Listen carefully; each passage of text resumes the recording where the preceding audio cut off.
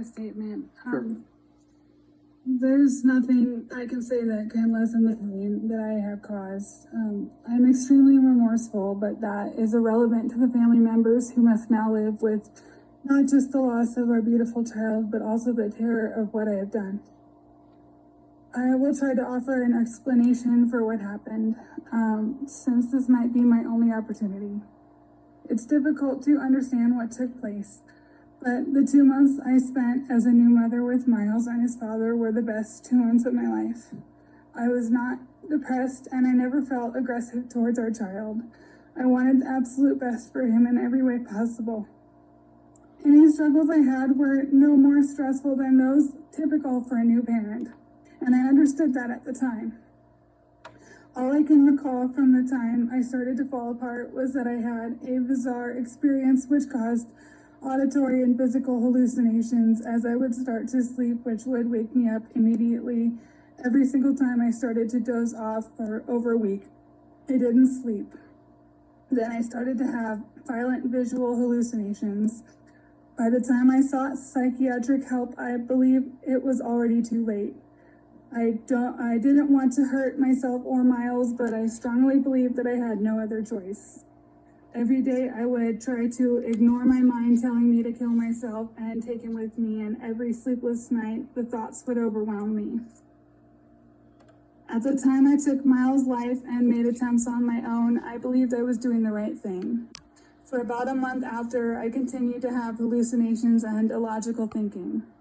Then the severe pain of losing my son hit me full force, and the pain of knowing that I put his father through such an indescribable sorrow. He had loved our son so much and had helped with taking care of him as an equal partner in parenthood. Then, when I started to lose my sanity, he took on full-time responsibility while I was checked into a psychiatric unit. Even with the stress and fear of having a partner who was now unable to assist in childcare and potentially dangerous, he kept our son safe and well taken care of. He was very cautious about not leaving me with Miles unsupervised after I returned from the psych ward. But over time, I convinced him and myself that I was okay. Yet I was still in psychosis and having illogical thought. I'm so sorry that I took fatherhood away from him and left a hole in his life. As for what happens now, I have gone against the advice of my attorneys to seek a long prison sentence. While I agree that it is important to talk about postpartum psychosis, I do not want to be a part of that conversation because I cannot handle reliving these memories. I no longer trust that this kind of thing might not happen to me and my loved ones again, and I know that in prison I will be unable to hurt anyone that I love. That's all I would like to express today. Thank you.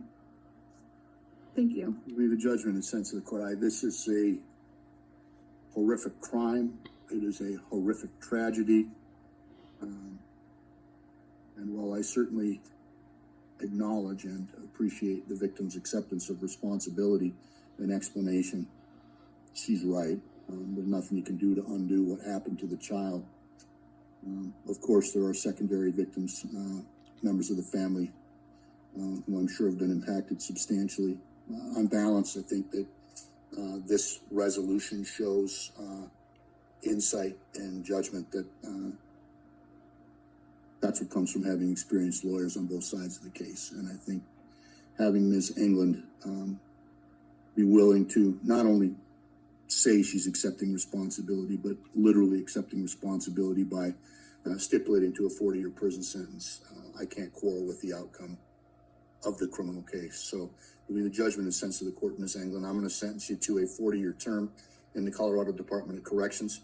There is a 5-year period of mandatory parole. Do you know what she has for pre-sentence confinement credit? I can provide that. All right. So, Ms. England, you're entitled to credit against that sentence for the time that you've served already.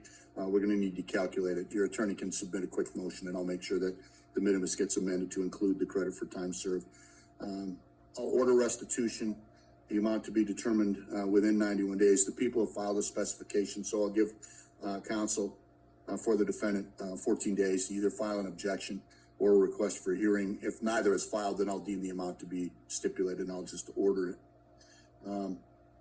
The criminal protection order in this case Well, Judge, one was never issued. Never issued. That was, so we're asking the court to issue one at this time with that condition that I had Okay. referenced. So there will be a Title 18 mandatory protection order that issues, and in addition to all of the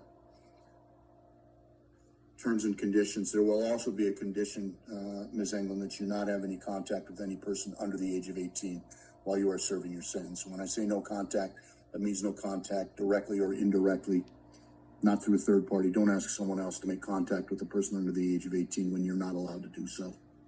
I'm going to remand you to the custody of the sheriff for delivery to the Department of Corrections. Good luck with your sentence, Ms. Englund. Did you come up with the calculation, Ms. Yes, Bennett? 423 days. 423? Yes. Any objection to that amount?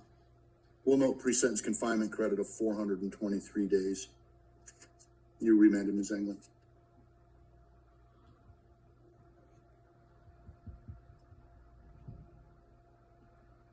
All right, what else are we ready on?